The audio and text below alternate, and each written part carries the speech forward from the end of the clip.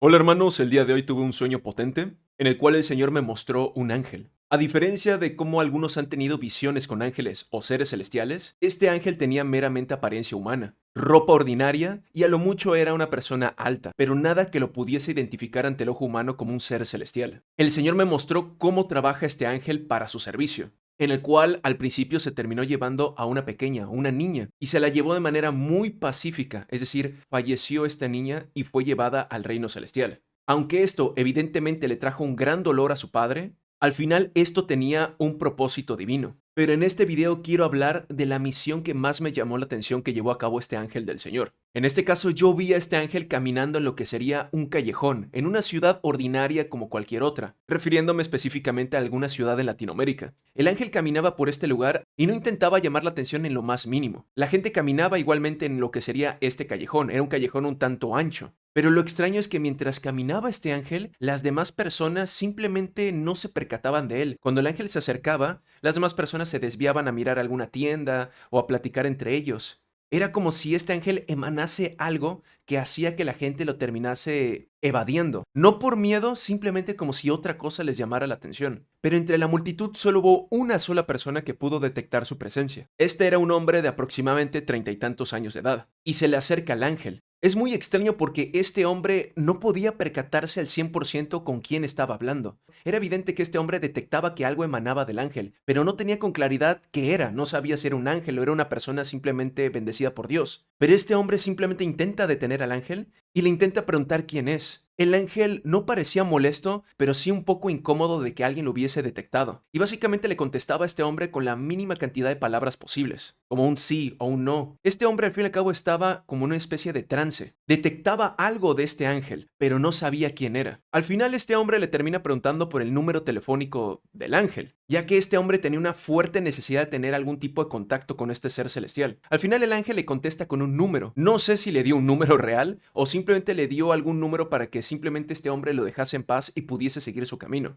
Posterior a que el ángel le dio un número que aparentemente parecía telefónico, enseguida este hombre al recibir una respuesta termina continuando su camino. Era como si este hombre pudiera detectar que algo estaba pasando con este ángel, o sea, con este hombre extraño, pero no lo podía entender en su totalidad. Al final el ángel termina avanzando y termina llegando a un estadio. Este estadio no era muy grande, pero sí tenía mucha gente en lo que sería sus gradas. No sé qué tipo de estadio era. No sé si era de fútbol, béisbol, fútbol americano o cualquier otro tipo de estadio. Pero en medio del estadio estaba un hombre, rodeado por una comité. Y este hombre era evidentemente el dictador venezolano Nicolás Maduro. El dictador simplemente tenía un micrófono y parecía que estaba dándole algún tipo de discurso a las masas. No sé si las personas le estaban aplaudiendo o simplemente escuchando, ya que todo mi sueño se enfocaba especialmente en el dictador. Tampoco pude detectar con claridad quiénes eran las personas que estaban al lado de él, es decir, su comité. Mientras el dictador estaba dando un discurso, en ese momento el ángel se para al lado de él. Evidentemente el ángel debía ser invisible ante el ojo humano, ya que nadie pudo percatar su presencia, a pesar de que estaba justamente al lado de Nicolás Maduro. Y en ese momento el ángel se acerca más al dictador y haciendo así con su mano como un filo, termina atravesando lo que es el pecho de Nicolás Maduro. Aunque yo visualmente veía cómo, bueno, su mano atravesaba su pecho, podía comprender en el espíritu que realmente lo que hacía el ángel era hacerle algo dentro de su pecho, su corazón, ya que la gente al observar todo esto no veía ningún tipo de herida, no salía sangre de su pecho, ni se veía un gran hueco. Pero justamente cuando el ángel termina metiendo su mano en lo que es el corazón de Nicolás Maduro, en ese momento Nicolás seguía con su discurso, pero cuando recibe el impacto, en ese momento los ojos del dictador se abren enormemente y termina observando en dónde estaba el ángel. Si el ángel estuviese en esta dirección, terminaba observándolo. Y Nicolás en ese momento se podía ver tal vez dolor o desesperación en sus ojos, pero su mandíbula estaba tremendamente dura, era como si la apretase así con todas sus fuerzas. No estaba mostrando los dientes el dictador, simplemente la mandíbula estaba totalmente cerrada, endurecida. El dictador cuando ya recibe ese impacto, o sea, esa perforación en su pecho, el dictador se percata de la presencia del ángel. Era como si sus ojos pudiesen entender todo lo que estaba pasando. En ese momento el dictador se tambalea y se sostiene en el mismo brazo que le estaba perforando el pecho. Y no paraba de observar los ojos del ángel. En todo este sueño el ángel nunca fue expresivo. Así como se llevó a la niña,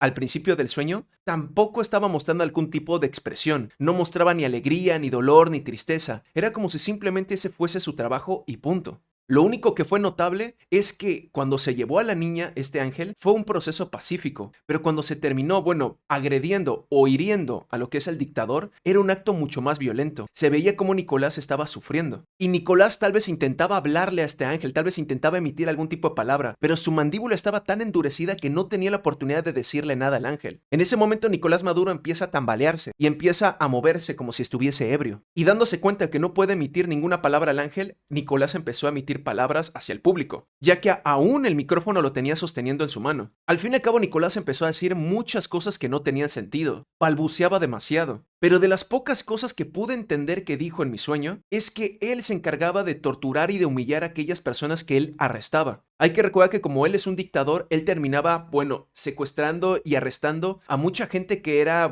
contraria a su régimen. Y antes de que él los eliminase, algunos de ellos se encargaba de humillarlos. Incluso una de las cosas más extrañas que dijo fue que algunas personas los humillaba disfrazándolos de personajes de películas. Aunque el público no entendía lo que él estaba diciendo, sí veía que las personas que estaban al lado de él, es decir, sus allegados del régimen, que estaban junto a él a la hora de que él estaba haciendo su discurso, se estaban sorprendiendo muchísimo, porque no sé por qué estaba intentando confesar Nicolás Maduro en ese momento. Quizá era porque él se estaba dando cuenta que iba a morir, y lo que tenía enfrente de él era un ángel de Dios. Y quizá en un acto de desesperación él intentó confesar algunos de sus crímenes, o simplemente como se le estaba esfumando la vida, simplemente estaba gritando a todo pulmón para recibir ayuda o algo. Al fin y al cabo, él parecía que intentaba confesar sus crímenes, pero la vida se le estaba escapando del pecho, literalmente, y al final se retuerce y cae fulminado al suelo. Si él tenía la intención de confesar todos sus pecados, evidentemente no tuvo el tiempo suficiente para hacerlo. Y sabemos que eso implica condenación eterna. Cuando Nicolás por fin cae al suelo, en ese momento las personas se empiezan a acercar al cuerpo, tal vez para darle apoyo o para darse cuenta qué había ocurrido. Lo más llamativo de toda la gente que rodeaba a Nicolás Maduro, es decir, sus allegados, es que había una señora. Esta era la que más se estaba espantando al ver cómo Nicolás estaba abriendo su boca y diciendo cosas sin sentido. No sé si esta mujer era su amante, o alguien allegada al régimen, o alguien de la política, o un pariente, no sé quién es esta mujer. Quiero aclarar que yo no soy venezolano, y por lo tanto el único personaje de la política venezolana que yo conozco es Nicolás Maduro. Tal vez los venezolanos saben si hay alguna mujer muy allegada al poder de Nicolás Maduro. Lo único que sí podía comprender es que esta mujer se espantaba al ver todo esto. Era como si comprendiese que lo que le estaba pasando a Nicolás era un juicio de Dios. Y ella estaba aterrada porque, al saber que ella era cercana a Nicolás Maduro, ella sería la siguiente. Tal vez ella perdería poder político, o tal vez temía que también algún tipo de juicio le cayese a ella. Ya cuando Nicolás por fin muere, el sueño aún no termina, y Dios me hace entender qué va a pasar tiempo después del fallecimiento del dictador. Las noticias se llenarían de un montón de teorías de qué fue lo que ocurrió. Algunos dirán que Nicolás, fue liquidado por la CIA. Otros dirán que él ya estaba enfermo y ese fue tal vez algún tipo de ataque cardíaco. Pero muy poca gente, en vez de recurrir a los medios de comunicación, va a escudriñar la palabra y va a descubrir que realmente lo que le pasó al dictador fue un juicio de Dios. Entre ellos, este mismo varón que terminó parando al ángel antes de que él hiciese su trabajo contra el dictador, es decir, el único hombre que detectó la presencia del ángel cuando él estaba caminando en el callejón, este mismo hombre terminó escudriñando la palabra y terminó dándose cuenta que el mismo castigo que le pasó a Nicolás Maduro estuvo relacionado con Faraón en el libro de Éxodo. Esto está en Éxodo capítulo 7 versículo 13. Y el corazón de Faraón se endureció y no los escuchó, como Jehová lo había dicho.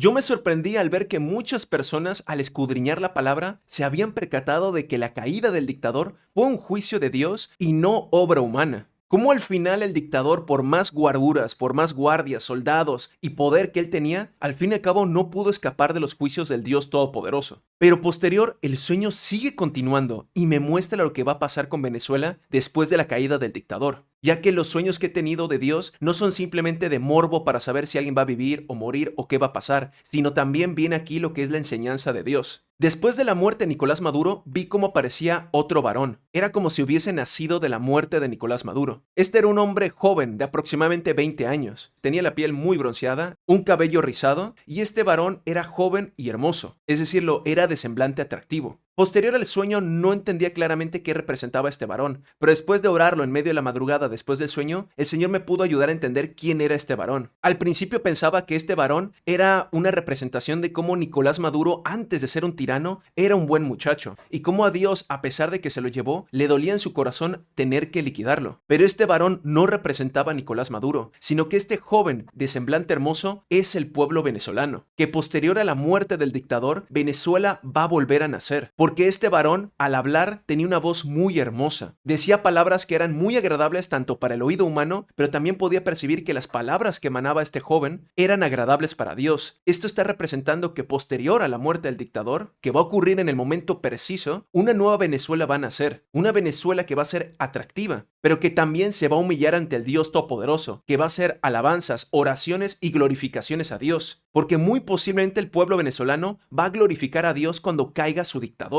Y aunque parecía que Dios estaba torturando al pueblo venezolano, permitiendo que desde Hugo Chávez y Maduro estuviese siendo saqueada esta nación tan hermosa, todo esto fue con el propósito de hacer que Venezuela renazca, y ahora sí pueda entregar un corazón entregado al Dios Todopoderoso. Posterior a esta muerte del dictador, vi cómo mucha gente quería regresar a Venezuela, gente que era exiliada. Al igual que en tiempos de Esdras y Nehemías, lo que es en el Antiguo Testamento, muchos van a regresar del exilio a su país, Venezuela. Pero también vi que mucha gente empezó a visitar Venezuela no por amor a la nación o por gratitud a Dios, sino que eran extranjeros que solamente querían visitar Venezuela por morbo. Vi muchos jóvenes de países extranjeros, especialmente países anglosajones, como Estados Unidos, Canadá y países europeos. La gran mayoría eran varones, y estos jóvenes fueron a Venezuela más por morbo, como una especie de turismo de decir, hey, he visitado Venezuela cuando el dictador cayó. Tal vez eran youtubers o influencers que simplemente querían aprovechar la fama del momento, o simplemente gente con dinero que quería turistear en Venezuela. Lo más curioso es que estos jóvenes extranjeros intentaban seducir a las hermosas doncellas de Venezuela, es decirlo, otras muchachas jóvenes pero originarias de ese país. Todos sabemos perfectamente que en Venezuela hay mujeres muy hermosas, y especialmente la gente de países anglosajones les gusta visitar esos países para, bueno, aprovecharse la belleza de muchas jovencitas. Pero yo vi que las doncellas venezolanas se resistían a la seducción de estos varones. Era como si ellas se sintiesen ofendidas al que la gente pensase que simplemente porque ellas vienen de un país que tiene muchas dificultades, ellas están desesperadas en conseguirse un hombre rubio que la saque de ese país. Pero comprendí que eso también tenía un sentido espiritual. Estas doncellas venezolanas también representan al pueblo venezolano, de cómo Dios le está diciendo al pueblo venezolano que ahora que va a ser libre, no se aproveche de su belleza, que van a venir muchos varones extranjeros, es decir, ideologías de otros países que van a intentar contaminar y dañar la pureza de esta nación ya renacida a través de la caída del dictador. Dios está instando a Venezuela no solamente a decirle que algún día va a ser libre, sino también decirle que esa libertad que les costó muchísimo trabajo esperar a que llegase, no la desperdicien tan rápidamente, que el enemigo va a atacar esta nación a través de nuevas ideologías que van a venir del extranjero. Y así como estas doncellas prudentes de Venezuela que eran muy hermosas, pero se terminaban guardando y no permitían que estas ideologías extranjeras las contaminase a ellas, es decir, a Venezuela. Los venezolanos deben comprender que esta libertad ha sido muy difícil de esperar y que fue un proceso de años para que esta nación pueda ser refinada para la gloria de Dios. Y el pueblo venezolano debe agradecer a Dios, pero proteger esta libertad que han recibido. Al fin y al cabo, no es casualidad que Nicolás Maduro se llamase Nicolás, ya que si leemos Apocalipsis, capítulo 2, el Señor Jesucristo se revela ante el apóstol Juan y le empieza a decir a las 7 iglesias todo lo que estaban haciendo bien, pero también lo que estaban haciendo mal, a excepción de la iglesia de la Odisea, que todo estaba mal en ellos. Pero es muy fascinante cómo al principio del capítulo 2, el Señor le insta a las iglesias